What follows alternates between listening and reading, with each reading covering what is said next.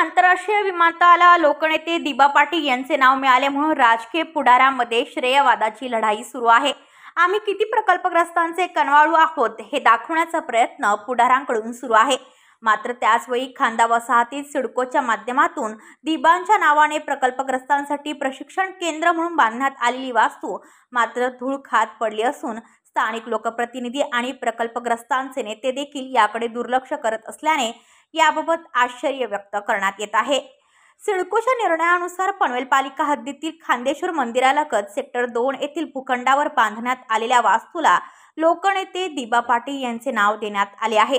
दिबांचे नाव देण्यात आलेल्या या वास्तूत कोणत्याही प्रकारचे व्यवसाय प्रशिक्षण दिले जात नसल्याने बंद असलेल्या या वास्तूची दुरावस्था झाली आहे। पनवेल, नवी मुंबई आणि रायगड जिल्ह्यातील ताज्या बातम्या आणि नवीन घडामोडी पाहण्यासाठी सबस्क्राइब करा कोकण संध्या न्यूज चॅनल आणि दाबा बेल आयकॉन।